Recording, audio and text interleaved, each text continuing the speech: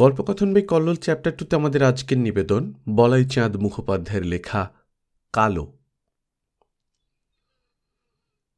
ভয়ানক বদরাগী ছিল কালো। এই লইয়া কত গল্পই যে প্রচলিত আছে। সেবার স্কুলে সামান্য একটা পেন্সিল লইয়া সে কি কাণ্ড। ঝগড়ার কারণ এত তুচ্ছ যে শুনিলে হাসি পাইবে। মিত্তিরদের ছেলেটা নাকি কালোকে প্রশ্ন করে, তোর পেন্সিলের রংটা কেমন জানিস? কেমন? আমাদের বাঘা কুকুরের ল্যাজের যা রং অবিকল সেই রকম। সঙ্গে সঙ্গে একটা ঘুষি খাইয়া মিত্তিরদের ছেলে অজ্ঞান হইয়া যায়। স্কুলে মহা হইচই। হেডমাস্টার বলিলেন, এমন গোয়ার ছেলেকে স্কুলে রাখা সেফ নয়। অনেক বলিয়া কহিয়া তবে হেডমাস্টার মহাশয় সেবারকার মতো তাহাকে ক্ষমা করিতে রাজি হইলেন। নামটা রহিয়া গেল। কিছুদিন পরেই কিন্তু আবার এক কাণ্ড। এই ব্যাপারটাও হাস্যকর, কিন্তু কালোর ভবিষ্যতের পক্ষে মারাত্মক। ছেলেরা খাতায় শব্দরূপ লিখিতেছিল। পণ্ডিত মশাই ঘুমাইতেছিলেন, চেয়ারে ঠেস দিয়া এবং টেবিলের উপর পা তুলিয়া দিয়া, অর্থাৎ রোজই যেমন করেন। হঠাৎ পণ্ডিতের ঘুম ভাঙিয়া গেল। চোখ বোঝা অবস্থাতেই তাহার কানে আসিতেছিল, পেছনের বেঞ্চি হইতে যে জাতীয় শব্দ উত্থিত হইতেছে তাহা ঠিক শব্দরূপ লেখার শব্দ নয়। খিক খিক খিক। পণ্ডিত চক্ষু মেলিয়া চাহিলেন, আবার সেই শব্দ, খিক খিক। কারণ কি অনুসন্ধান করিবার জন্য উঠিয়া দাঁড়াইতেই কারণটি হৃদয়ঙ্গম হইল। তাহার টিকিটি কে দড়ি দিয়া জানলার গরাদের সঙ্গে বাঁধিয়া দিয়াছে। পণ্ডিতের সন্দেহ হইল এ কালোর কাজ। কালো শপথ করিয়া বলিল যে সে ইহার বিন্দু বিসর্গ জানে না। পণ্ডিতের বিশ্বাস হইল না। গেলেন তিনি হেডমাস্টারের কাছে। হেডমাস্টার একটু পরেই বেত্র হস্তে দর্শন দিলেন।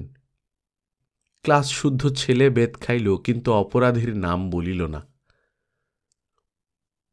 তখন প্রত্যেক ছেলেকে আলাদা ডাকিয়া ডাকিয়া হেডমাস্টার মহাশয় আপিস ঘরে জেরা শুরু করিলেন। এই জেরার মুখে পড়িয়া ফটিক নামক ছেলেটি ভয়ে ভয়ে যে উক্তিটি করিল, হেডমাস্টার এবং হেড পণ্ডিত সেটি বিশ্বাস করিলেন। ইহাই তাহারা চাহিতেছিলেন। কালোর আশটিকিট হইয়া গেল।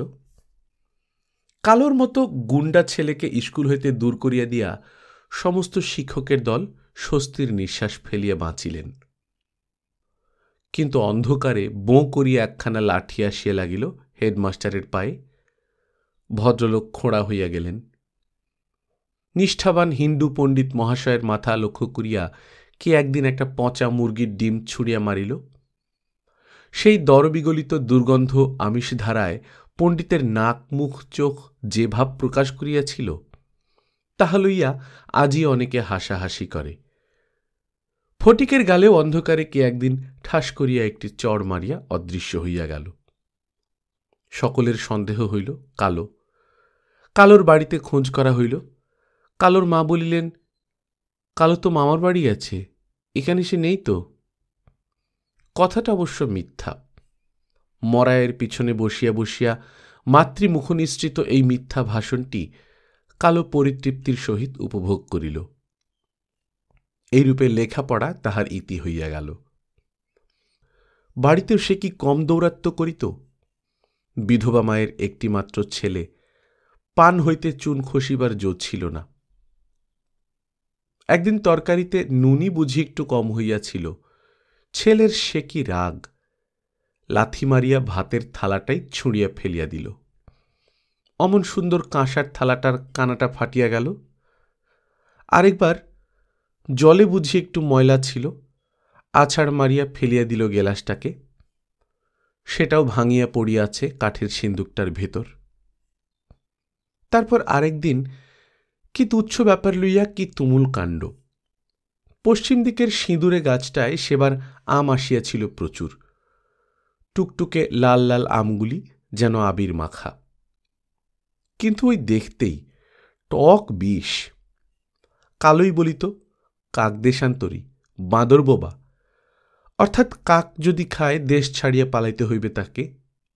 বাঁদরের মতো অম্লরসিকও যদি এই আম খাইতে সাহস করে, বোবা হইয়া যাবে, এমন আমের গুণ।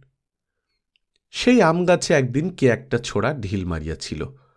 কালোর নজরে পড়িয়া গেল। কালো হাঁকিল, কে রে? ছোঁড়া তো দে ছুট। কালোও ছুটিল। বৈশাখ মাসের দুপুরবেলাকার কাঠ ফাটা রোদ, গ্রাহ্য নাই। ঊর্ধ্বশ্বাসে ছুটিয়াছে কালো ছোঁড়াটার পেছনে। ধরিয়াই মার। নাক দিয়া রক্ত বাহির হইয়া পড়িল ছোঁড়াটার। তাহা লইয়া সে কি কাণ্ড! থানা পুলিশ হইবার উপক্রম। গোটা 10 টাকা খরচ করিয়া কালোর মা শেষে মিটাইয়া ফেলিল গোপনে। তারপর কালোর বিবাহ। এই তো সেদিনের কথা। সুন্দরী একটি ডাগর ডোগর মেয়ে দেখিয়া কালোর মা কালোর বিবাহ দিলেন। বেশ বড় সড় সুন্দরী বউ। ভাবিলেন ছেলের সংসারে মন হইবে, আর দোষীপনা করিবে না। ছেলের মন কিন্তু গেল অন্যদিকে। শ্বশুর বিবাহের যৌতুক স্বরূপ একটি হারমোনিয়াম দিয়াছিলেন। ওই হারমোনিয়ামই হইল কাল। দুনিয়ার যত বেকার ছোকরা ওই হারমোনিয়ামটাকে কেন্দ্র করিয়া আসিয়া জুটিল এবং গলা সাধিতে লাগিল। ক্রমশ একটা শখের থিয়েটারের দল গড়িয়া উঠিল। কালোর নাওয়া খাওয়ার অবসর নাই।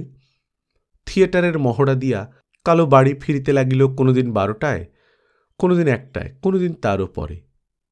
ছেলে মানুষ বউ বেচারি ভাত আগলাইয়া বসিয়া ঢোলে।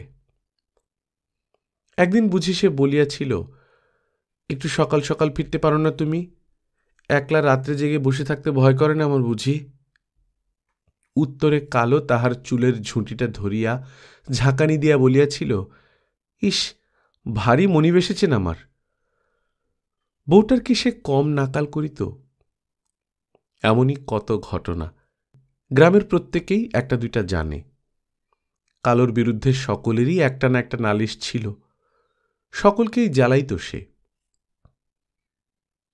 আজ কিন্তু সকলে তাহাকে ক্ষমা করিয়াছে। খোঁড়া হেডমাস্টার, পণ্ডিত মহাশয়, এমনকি ফটিক পর্যন্ত।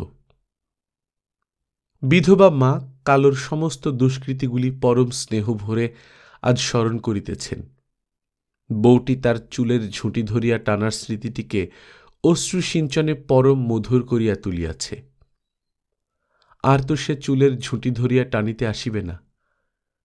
কাল রাত্রে সে মারা গিয়াছে হঠাৎ একদিনের জ্বরে।